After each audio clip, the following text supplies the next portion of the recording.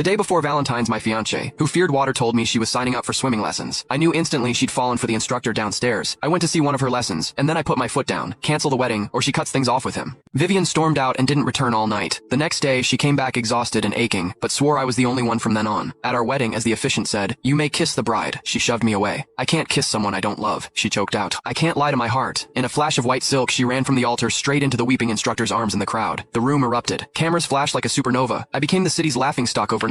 The top trending video was their passionate kiss at my wedding. My heart turned to ash. Since you chose to betray me again, don't blame me for burning your world down. Watching her run, the last ember of hope inside me died. I swept my arm across the champagne tower, sending a cascade of crystal and glass shattering to the floor. My voice was a blade of ice. "If you walk out that door right now, my family, the Blackwoods, and yours, the Crosses, from this day on, it is war." Vivian faltered, her eyes instantly welling with tears. "I'm sorry," she whispered, her voice carrying across the stunned silence. "But I can't betray my heart. I'll make it up to you someday." Within 30 minutes, the headlines were everywhere. Heiress Vivian Cross abandons wedding for true love. The internet comments were brutal. "Lo is this guy for real? Sounds like a villain from a cheap romance novel. Getting dumped is exactly what he deserves. If he's this arrogant in public, imagine what a monster he is in private. Someone should investigate the Blackwood family. Go Vivian. Women shouldn't be sacrificed for family alliances." In a flash, the Blackwood name became a joke, and Vivian, the architect of my humiliation, was hailed by the media as a modern heroine, bravely chasing her heart. I scrolled through the screen, my face a mask of stone. Then I saw her latest post, an apology statement. "While this decision has deeply hurt Donovan, I simply cannot accept a marriage without love to spend the rest of my life in a numb stupor. The fault is all mine. I beg you all not to direct your anger at him." The accompanying photo was of her, eyes swollen from crying. What truly stung was the cheap silver ring on her finger. It wasn't the one I'd given her. Then Dylan, the instructor, poured gasoline on the fire. "Vivian feels terrible. She's lost so much weight over this. You can't force love. I hope we can all still be friends." A laugh, raw and furious, tore from my throat. If she had been honest with me before the wedding, I would have let her go. I would have given her my blessing, but she hadn't. She chose this moment in front of the whole city to grind my family's dignity into the dust, and now she thought she could use public opinion to force my forgiveness. Never. "Get on the phone now," I snapped to my assistant. "Pull all Blackwood investments from Cross Industries. Terminate every single partnership. Then use every resource we have to fund their direct competitors. If the Cross family isn't bankrupt by the end of the year, I'll change my name." Sweat beaded on my assistant's forehead. "Mr. Blackwood." He ventured cautiously. "The public opinion is catastrophic for us right now. If we make a move like this, it could backfire." "Backfire?" I cut him off, my voice sharp as broken glass. "A backstabbing parasite who repays kindness with betrayal doesn't deserve to be taught a lesson. We'll make an example of the Cross family. Let's see who dares to challenge the Blackwoods after this." I rubbed my throbbing temples as memories assaulted me. Years ago, when Vivian's grandfather died suddenly, his illegitimate son had swooped in, poised to seize the family fortune. Vivian had knelt in a torrential downpour for a day and a night, begging for my help. "Mr. Blackwood, if you save my family, I'll do anything you ask for the rest of my life." In a moment of weakness, I had proposed a marriage alliance. She had agreed without hesitation. After our engagement, I kept my promise. I not only helped her reclaim her company and sent the illegitimate son to prison, but I personally mentored her, transforming Cross Industries from a small local business into a corporate titan. But slowly, things began to change.